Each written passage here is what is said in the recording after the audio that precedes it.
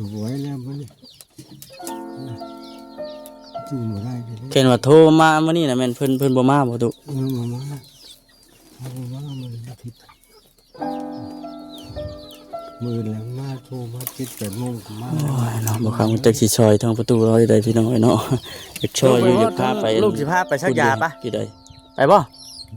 ฮะ อ๋อมือหมดแล้ว บ่ไปบ่ มืออยู่ครับมือหมดแล้วพวกมันถึงไข่ไปบ่ได้หมดเลย เอ้าชนรถจักรไปนี่แล้วตู้เอ้ย หมดแล้วพวกมันถึงไข่นี่ไปบ่ได้ โอ้ยเนาะ พวกมันถึงไข่นี่ เห็นแล้วอยากคิดจังไดนะพี่น้องเนาะอยากพาเราไปอยู่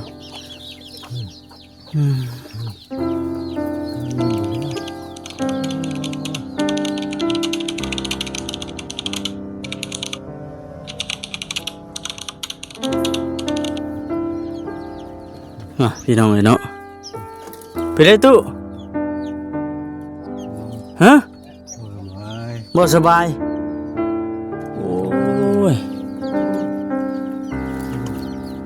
พอดีมาเลยอันคือทั้งอ้ายแล้วอันบอกว่าทั้งพ่อตู้เราบ่สบายพี่น้องเนาะเป็นได้ไรอ่ะนะเป็นได้จักมือเลยอันนี้ตู้เป็นได้จักมือแล้วเป็นไข้กินแล้วบ่ยานะมียากินอยู่บ่ฮะ มันยังบ่เศร้าเลยว่าบืนเนี่ยก็หมดลมไป เป็นได้จักมือเลยนี่ 2 มื้อ 3 มื้อเลย เมื่อวานนี่เจ้าอยู่นี่แหละ วันก็นอนอยู่มื้อมื้อเว้นว่า เอ้า ผมจะได้พื้นก็บ่รู้นี่ หนาวเดี๋ยวนี้น่ะ พื้นแท้ๆต้องขอโทษเลย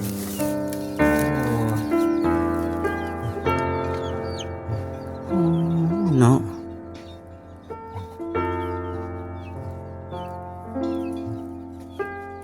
ว่าอย่างนี้เสียง วานนี่ก็ บอกว่าใครว่าบอกว่าไม่ว่าใครมันเศร้า คิดว่าเพิ่นมาอยู่ใช่ดอกเมื่อวานนี่แต่ว่าหืดยาได้กินแล้วจู่ๆติ ได้กินยาชื่อแล้วกินมันเศร้าเลยมันเขาสลบเลยว้า คือภูเขามื้อนี้เลย แขกเขา มื้อนี้น่ะวันอาทิตย์แล้วเพิ่นหยุดสิบ่เออ อยู่อยู่นะเขาเศร้าช่วงซ้ำมือแล้วใครเก็บเลี้ยงรู้ว่าลมบอกป๊อกน้ำเหมือนน้ำยาไข่น้ำยานี่แล้วส่งน้ำกินในท้องมือ บ่คำจักสิเฮ็ดจังไดพี่น้องเนาะจักสิพาประตูเราไปใส่บัดอยู่ในบ้านมีสุขศาลาเพิ่นตุปุ๊ พัง ปอ คือโทรแพทย์เข้ามา มีโทษแท้มันแพทย์เข้ามา ไม่น้ำเลยมันสักพอจะโทรเราอีกน้ำมันมาแล้วน้ำเขาอื่นเลยมืออื่นไม่ได้เขาใช่ไหม มื้ออื่นเพิ่นบ่มื้อเลยสิโทรเพิ่นมา มือหนึ่งมาใช้ก็ได้ก็ ฮ้อนแล้วเราเพิ่นว่าหนาวพี่น้องเนาะ น้ำผมเลยพื้นแก้ผมน้ำสูง เมื่อวานนี่ก็บ่คำก็มาคือกันพี่น้องเมื่อวานนี่แต่ว่าบ่ฮู้ว่าประตูเพิ่น เสียงไหนเอาไปใช้ว่าคุณบอกก็แน่ว่าใครว่ามือเลยบ่ได้กินเขาใช่ไหมมือ โอ้ยเนาะ พวกน้ำมันใหญ่นะพวกน้ำมันพวกมือเปลี่ยนเป็นการบ่ทันหรอกใคร การเปลี่ยนบ่ทัน ท่านแล้วเฮาคนแก่เนาะ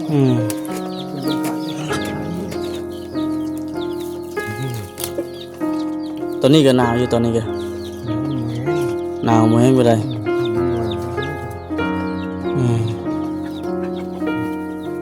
ถามจังหน่อยเอาแล้วอาการเริ่มมาเลยติ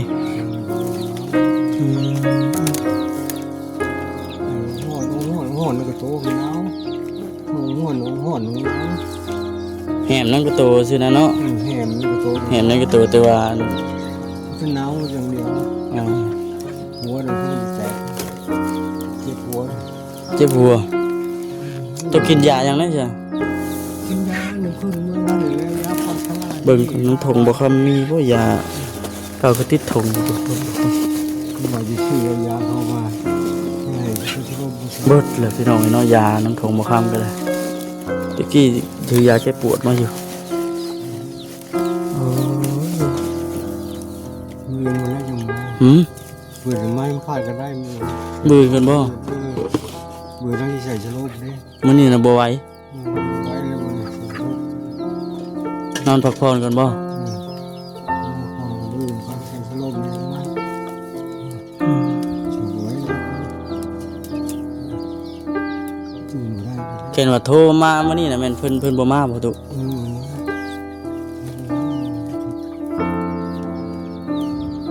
มือเนี่ยมาโทรติดแต่โมงมา โอ้ยเนาะบ่คำจักสิซอยทางประตูเราได้พี่น้องไอ้เนาะอยากช่วยอยู่อยากพาไปอันพุ่นอยู่ครับกี่ใด มือคนแล้ว มื้ออื่นก่อนบ่ เขาก็อยู่สุกราเขาก็บ่อยู่ สุขศาลาก็บ่อยู่ เขาเบื่อบ้านมืด เออ เมืองไซบุรีมืดแท้ เพิ่นเมืองไชบุรีพุ่นฮะเห็นว่าเพิ่นอยู่ทุกศาลายังว่าทั้งลูกสิพาไปได้อยู่ เขาไปเมืองไซบุรีเมืองจันทร์เลยเขาพวกเขาการมัน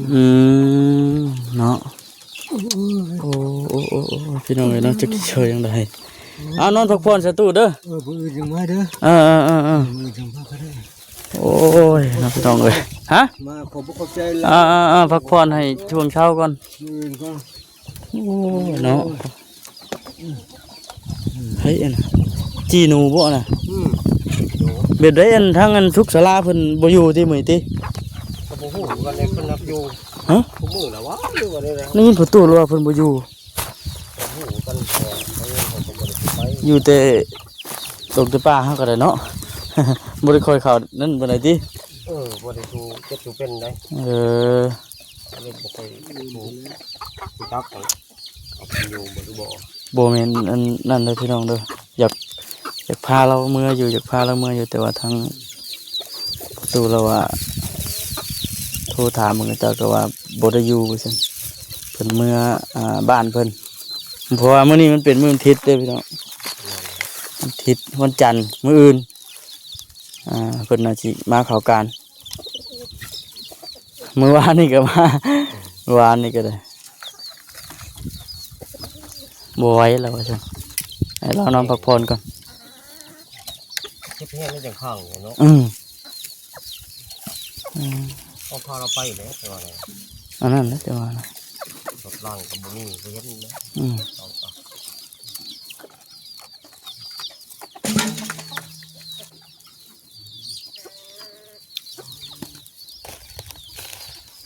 นอนข้างโอยอยู่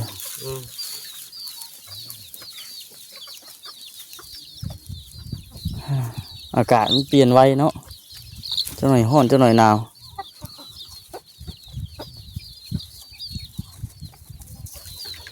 แต่ละมือเปลี่ยนอากาศอยู่ตลอด อันนั้นแล้วจะว่านะ ยากจะเผานี่ลำบาก เขาอยู่ผู้เดียวเนาะเด็กน้อยกับพ้นเฒ่าเลยแหละมันอันตราย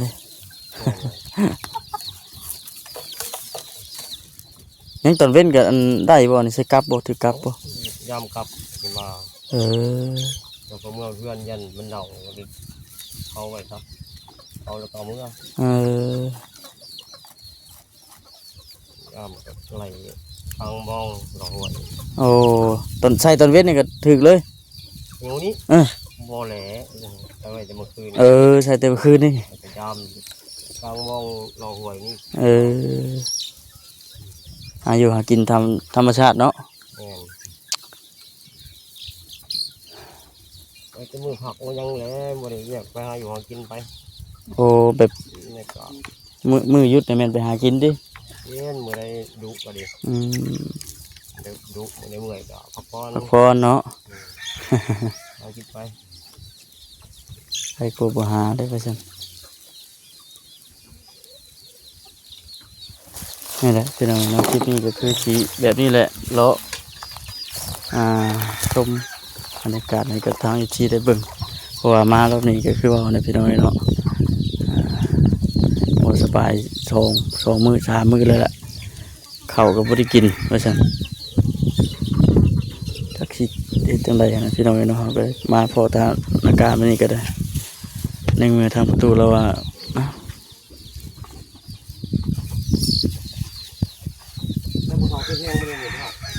ถามแล้วเบิ่งด้วย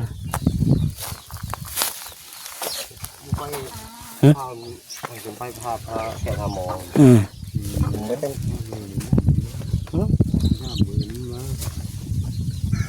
นี่เลย แล้วก็คนที่เมื่อฟักมันเนี่ยเอาไปกินแบบยำ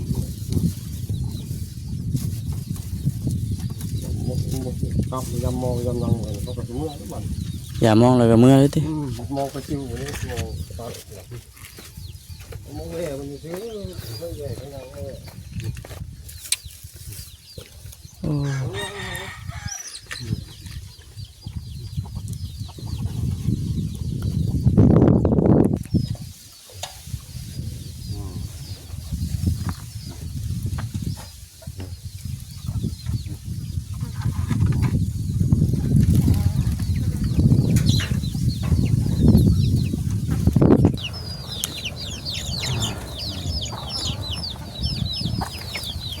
สิว่าจังได๋ล่ะพี่น้องเนาะ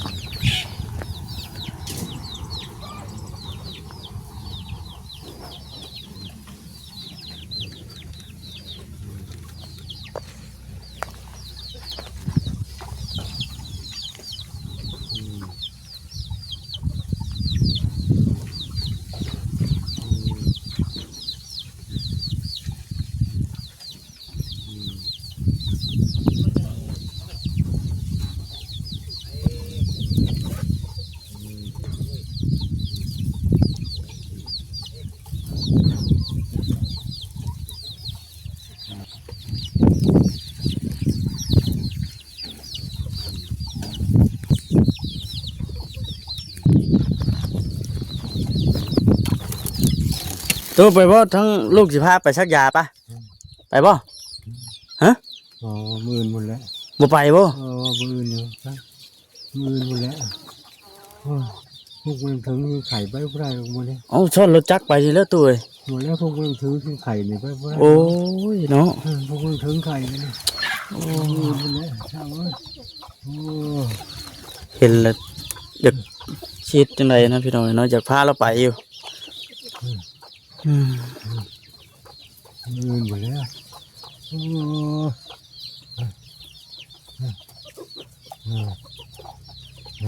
โอ้ยน้ำเข้ามาเด้อตู้น้ำเข้ามาซุปเสร็จกระโตเลย โอ้ยเป็นหนาวคือ แห้งหนาตื่มโอ้โอ้โอ้พี่น้องเนาะเอาสิ มื่นหมดแล้วน้ำผมหมดแล้วที่เขา30,000ว่าไม่ใส่ไม่ใส่ลมลิ้นอยู่บ้านหนึ่งนาวของมันจะดี อยู่บ้านบางนาเมืองไชบุรีพู่น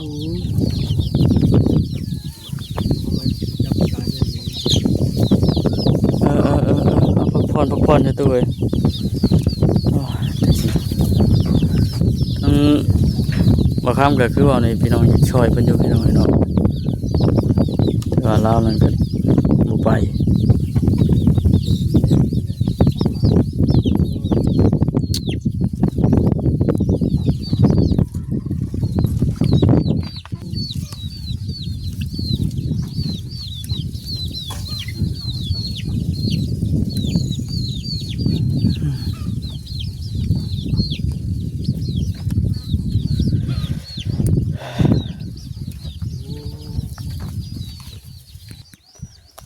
นอนค้างอึกอยู่พี่น้องเนาะ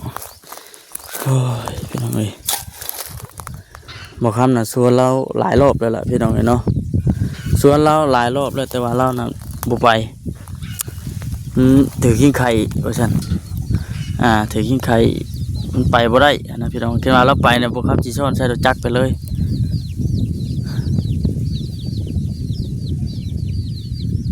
ว่าสิพาเราไปซักยานะพี่น้องเนาะโอ้นี่แหละพี่น้องอยู่ผู้เดียวเนาะอยู่ผู้เดียวมัน เนี่ยากกับสาเหตุที่ว่าเราบ่ยอมไปเนี่ยก็คือว่าอันหมอเพิ่นบ่อยู่นะพี่น้องเอ้ยหมอเพิ่นบ่อยู่อันสุขศาลาเพิ่นเมื่ออันบ้านเพิ่นว่ามื้อนี้น่ะเป็นมื้อวันอาทิตย์เนี่ยเพิ่นหยุดงานอยู่หยังสิแล้วแล้วทางประตูเพิ่นว่ามื้ออื่นก่อนมื้ออื่นเดี๋ยวสิโทรอันก็เจ้ามาซักยาให้ว่าซั่นโอ้ยจักสิซอยจังไดพี่น้องเนาะเราบ่คำก็ได้มามื้อนี้คิดว่าบ่ได้เป็นหยังหั้นนะพี่น้องเอ้ยเนาะคือมื้อวานนี่ก็บ่คำมาพี่น้องเอ้ยมาคือกันมื้อวานนี่ก็แต่ว่าบ่ได้เข้ามาพี่พุ่นบ่คำอยู่หันและมีคนนั้นผู้หนึงนี่แหละมีคนผู้หนึงเพิ่นอยู่แถวเตินนี่ล่ะเอิ้นถามว่าทางประตูเพิ่นอยู่บ่หั่นน่ะแล้วผู้นั้นว่าบ่อยู่ว่าซั่นถ้าบ่คำเลยมื้อแต่ว่าประตูเรานอนอยู่นี่มื้อวานนี่นะเพื่อนอนอยู่นี่แหละได้ยินอยู่แล้ว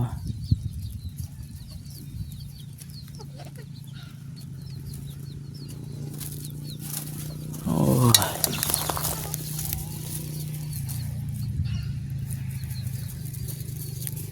อย่าว่าสันว่าซี่เด้อพี่น้องเด้อเนาะทำมาคำชวนไปแล้วพี่น้องแต่ว่าเราบ่ไปนะ